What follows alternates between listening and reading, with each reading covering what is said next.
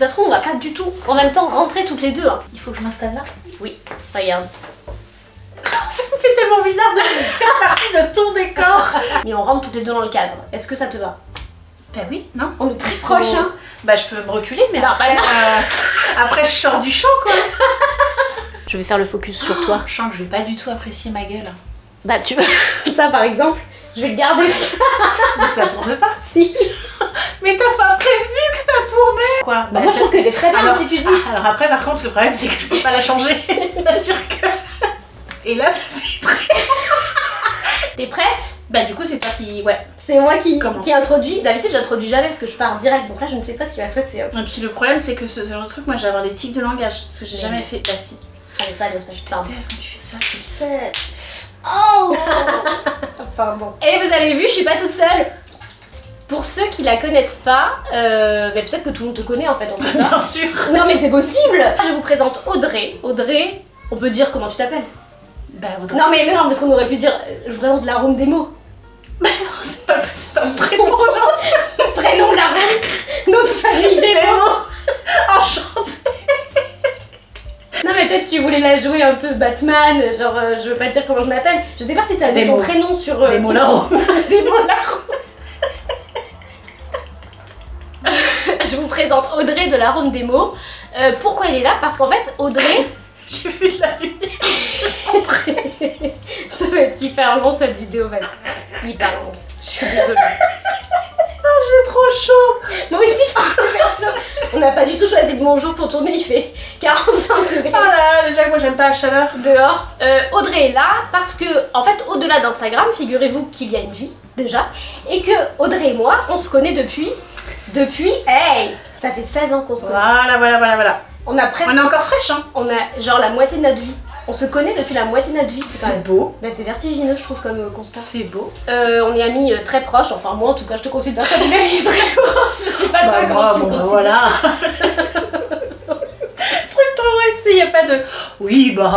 Bon, et en fait, elle vient... Bon, elle venait chez moi pour... On va pas vous expliquer pourquoi, d'ailleurs, tout le monde s'en fout.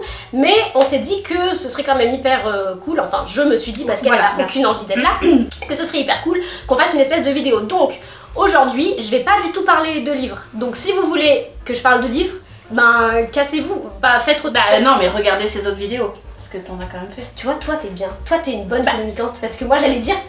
Bah, toi tu dis direct barrez-vous. Bah non, alors mais que si t'as envie de parler autre chose, allez profiter oui, de vos enfants, faites un barbecue, courez nus dans l'herbe en chantant du Laurent Voulzy.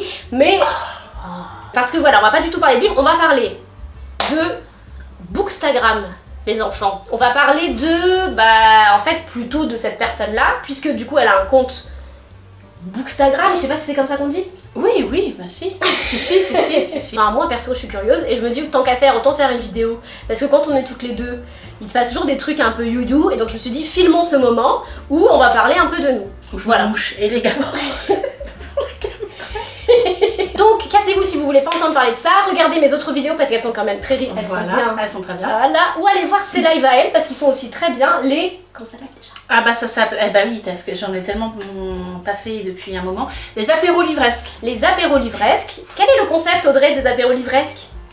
Le téléachat, c'est ta vie. Les apéros livresques, c'était... Tu cries, tu parles vraiment très...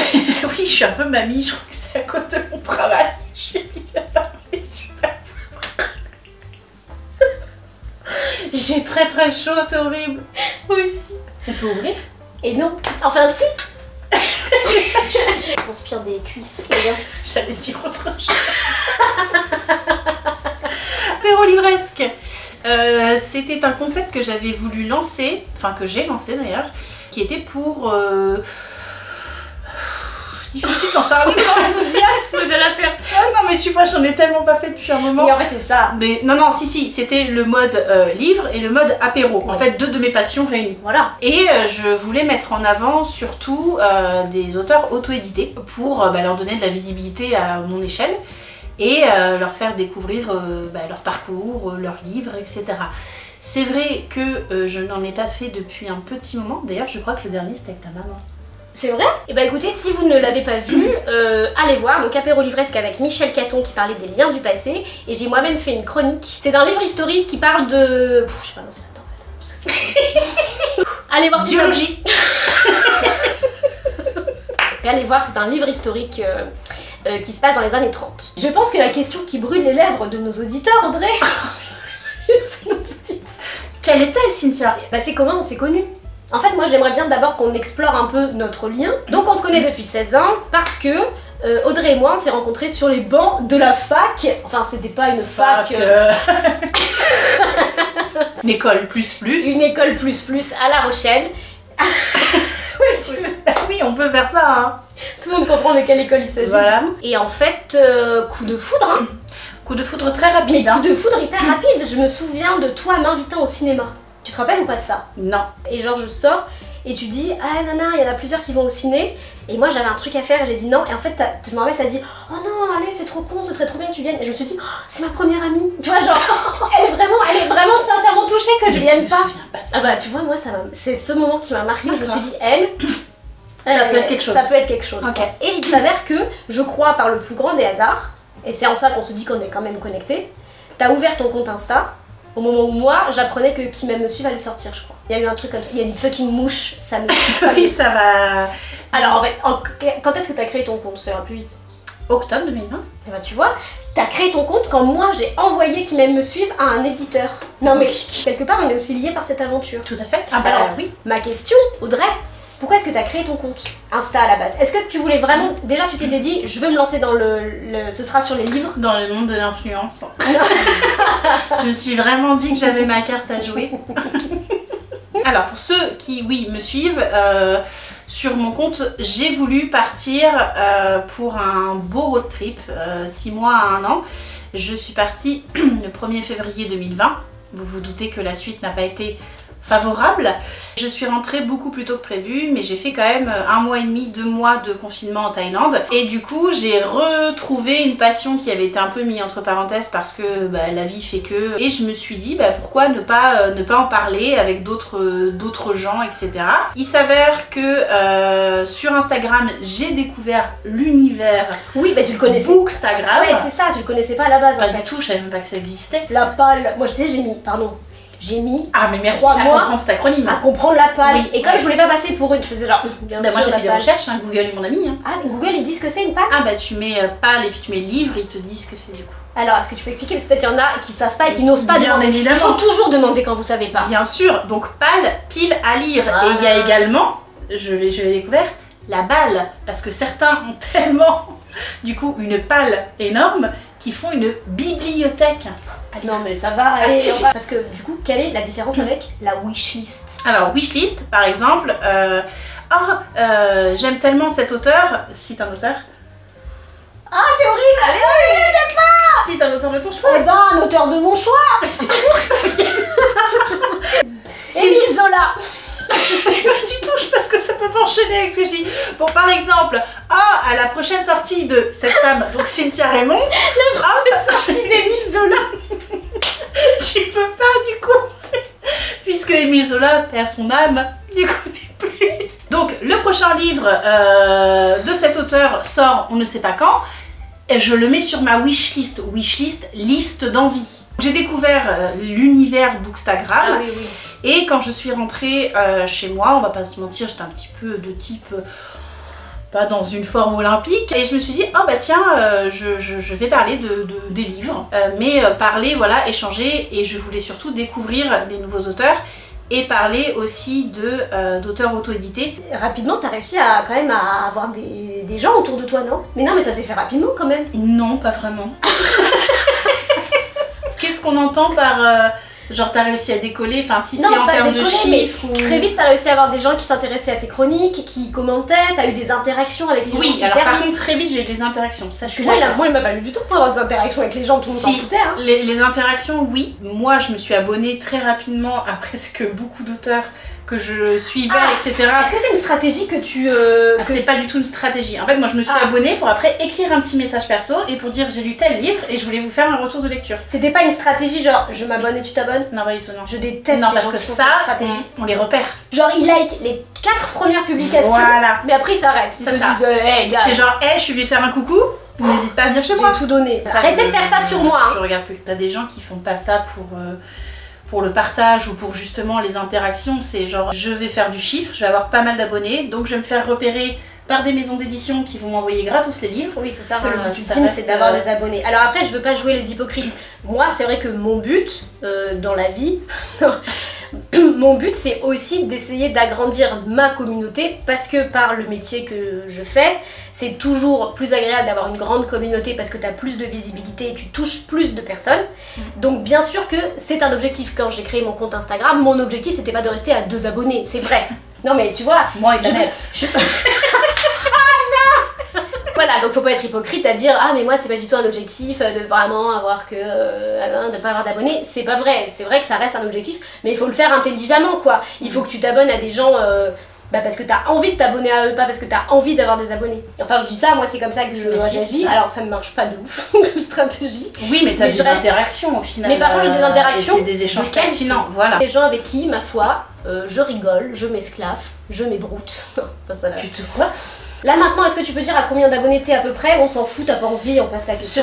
Si, on peut. 1850, un truc comme ça. Et t'es satisfaite de la direction dans laquelle ça va ou pas? Bah alors après, moi je suis tout le temps restée fidèle à ce que je voulais. J'ai créé, comme tu disais tout à l'heure, très rapidement les apéros livresques.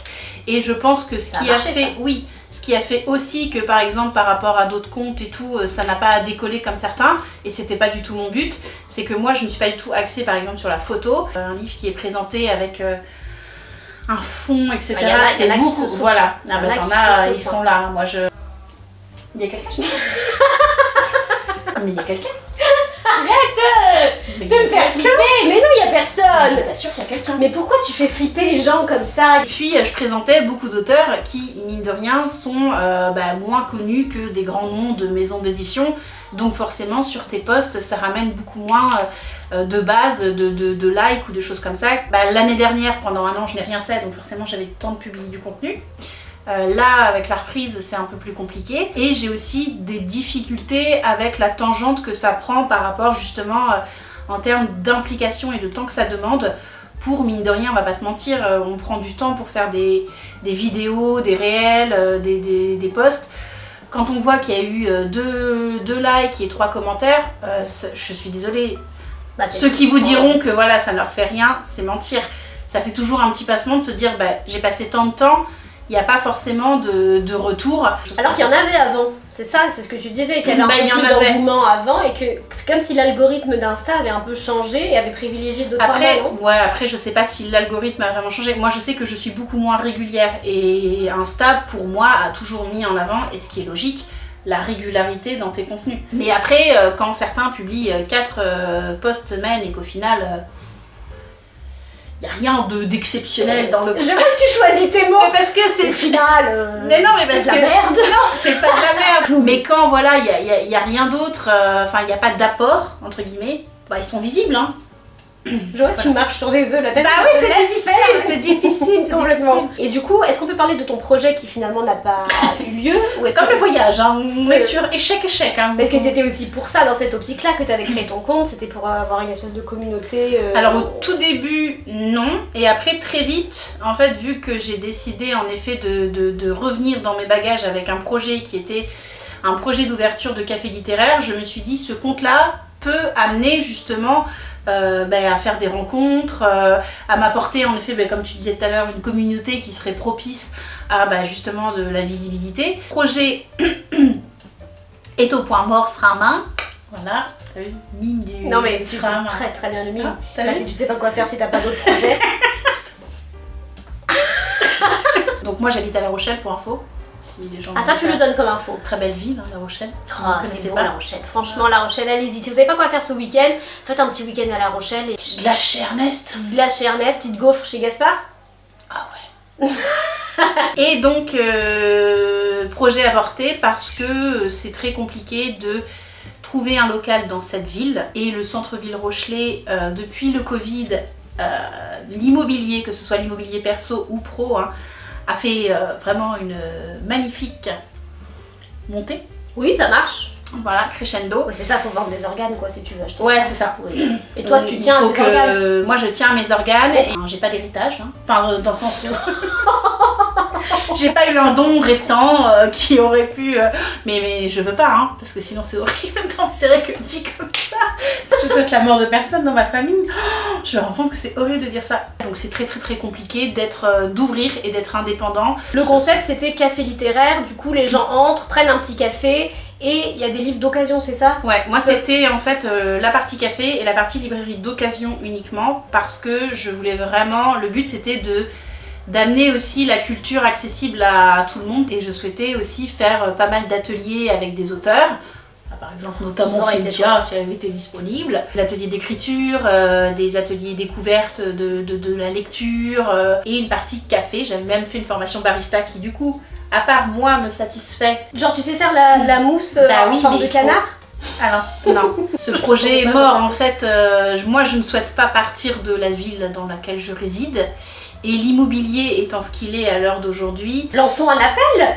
La magie des réseaux! Lançons un appel! Bonjour, vous êtes actuellement résident à La Rochelle. Vous souhaitez un associé qui sait faire des petits canards dans les cafés et qui est passionné de livres. Ne cherchez plus, elle est ici. Il faut que vous ameniez à peu près 90% de la somme nécessaire. Voilà. Par contre, il faut de la thune. Il faut de la... moula. Il faut de la moula, il faut de la moula. Si vous avez de la moula, que vous êtes soit bien sous tout rapport, vous voyez, vous êtes pas bien, vous cherchez un associé parce que qui a quand même de la créativité, de l'originalité, qui est doué d'un sens critique, créatif, hors norme, et qui en plus ne fait pas de faute d'orthographe. Bah si, j'en fais plein. Non, tu fais pas de faute d'orthographe. Ah mais sache que je refais relire mes chroniques à ma mère. Hein. Regardez-moi cette chevelure comme ça, là, cette souplesse, par contre, capillairement parlant. Cette souplesse du cheveu. Ah oui. Vraiment, ne passez pas à côté de cette personne. Si jamais vous connaissez quelqu'un qui connaît quelqu'un qui a un cousin d'un voisin éloigné par alliance, qui est intéressé par le projet, bah allons-y quoi, yalla, parce que potentiellement c'est toujours en cours. Ah oui, toi t'as l'idée, t'as l'envie, t'as l'enthousiasme, finalement il manque que l'argent. L'argent. Voilà, filer la thune et puis c'est tout. Et ben écoute, je pense que c'est la fin de cette vidéo. Très bien. Après on peut dire quand même qu'on va s'enjailler. Enfin on va s'enjailler... Bah bien sûr on va s'enjailler, qu'est-ce qu'il y a? Mais du coup je me rends compte qu'en effet, nous, nos expressions sont un peu de type désuète. Oh, désuète, je dis. Merci beaucoup d'avoir accepté cette vidéo. Je te remercie. Des mots l'arôme. Des mots l'arôme. Drôle ça. Est-ce que je suis ce genre de personne qui dit n'hésitez pas à vous abonner et à mettre un petit pouce si jamais ça vous a plu? Bien sûr que non. Ah bien sûr que non, parce que j'avais dit, ils font tout ça, genre abonnez-vous, il y a un pouce qui se lève. Ouais, mais alors, moi déjà je sais pas où il est, et en plus il faut aller dans les fonctionnalités YouTube. Tu peux mettre aussi les liens, genre ah bah allez voir cette vidéo, elle est là. Oui, là, je sais pas. Et non, ça marche pas. Bah il faut juste aller chercher dans YouTube et moi ça me saoule. Sur Instagram, partagez-moi en story, je veux bien, parce que vraiment on parlait du fait que les réels c'était en mode plus personne ne voit, il n'y a plus de visibilité. Je le remarque aussi sur mes vidéos. Mine de rien les gars, je mets quand même entre, bon là on n'a pas fait de chronique, mais entre l'écriture de la chronique, je filme, je me maquille pour essayer de pas avoir trop l'air trop dégueulasse. Elle se pimpe de ouf hein. Merci. Enfin tu te pimpes de ouf. Non, mais... Je fais les rigolades devant la caméra, je fais le montage, je fais les sous-titres, bon bref je vous passe les détails. Je vais sur YouTube où je trouve les fonctionnalités que je trouve pas, bon bref, ça me prend du temps. Tu fais des sous-titres. Donc je veux bien genre un petit partage, un petit machin, un gros partage, histoire qu'elle trouve quelqu'un qui a de la moula à La Rochelle quoi, aussi. Oui, mais qui est un minimum intéressé par le projet, ça peut être sympa. Oui aussi, merci beaucoup. Eh bien merci de m'avoir accueilli dans ton dos, dans ton décor. Dans ton dos. Et maintenant on va s'enjailler. Ah ouais, tu fais les trucs et tu fais...